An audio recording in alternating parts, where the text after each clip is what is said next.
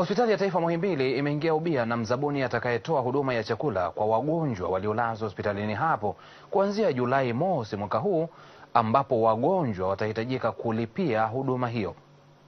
Akizungumza na waandishi wa habari jijini Dar es Salaam, mkuu wa kitengo cha mawasiliano katika hospitali hiyo, Aminieli Aligaisha, amesema hospitali imechukua uamuzi huo ili kujikita katika shughuli zake za msingi ambazo ni kushauri, kuchunguza na kutibu wagonjwa.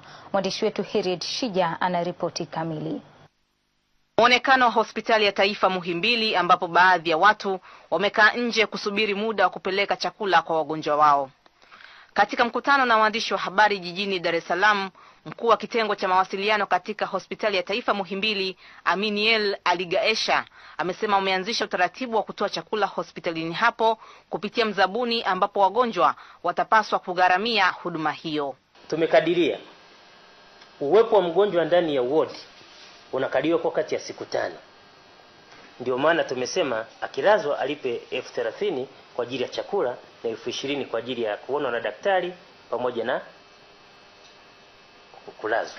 Pamoja na kwamba tutafanya hiyo kazi, ndugu wataruhusiwa tu kuleta vitu vya ziada kama matunda. Anafikia anaweza kumletea matunda, ataruhusiwa kufanya hivi. Lakini bado mgonjwa huyu aliyelazwa atacomply kutumia chakula cha hospitali ya Taifa Muhimbili ambacho ni milo 3 ya hospitali. Kwa misingi hiyo, kwa sababu kulikuwa na muda wa kuona wagonjwa na kuleta chakula ule wa saa 6 mpaka saa 8, muda huo tumeuondoa. Hakutakuwa na nafasi ya kuona wagonjwa na kuletea chakula muda wa saa 6, kwa sababu jukumu la kuwapa chakula wagonjwa tumelichukua sisi. Kwa hiyo ndugu wa wagonjwa watakuja asubuhi ile saa 12 mpaka saa 1 hivi, lakini pia na saa 10. Hapo katikati watatuachia sisi tufanye kazi yetu vizuri. Aligaisha amesema wamefikia uamuzi huo ili kupunguza msongamano wa watu hospitalini hapo na kujikita kwenye shughuli za msingi za hospitali hiyo. Kwa upande wake, mkurugenzi wa huduma za wauguzi wa Muhimbili, Agnes Mtawa, amesema huduma hiyo pia itahusisha wagonjwa wasiojiweza na wale wenye mahitaji maalum.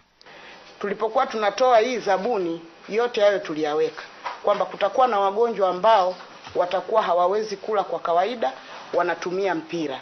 Kwa hiyo nafasi ya wagonjwa hao pia ipo. Na kwa kujipanga zaidi tumeboresha, tumemwongeza nutritionist ambaye atakuwa anaangalia sasa mchanganyiko wa hicho chakula kitakachokuwa kinatengenezwa. Atakuwepo pia catering officer aliyekuwa akisimamia jiko kwa ajili ya kuona kwamba vile vyakula vilivyokuwa vikitayarishwa vinaendelea kutayarishwa. Kwa sasa hospitali ya Taifa Muhimbili inatoa chakula kwa wagonjwa waliopata rufaa kutoka hospitali za nje ya mkoa wa Dar es Salaam, ambapo kwa wastani wagonjwa 650 hupatiwa chakula kwa siku, ambapo gharama ya kuwalisha wagonjwa hao ni wastani wa shilingi bilioni 1.8 kwa mwaka, sawa na shilingi milioni 150 kwa mwezi.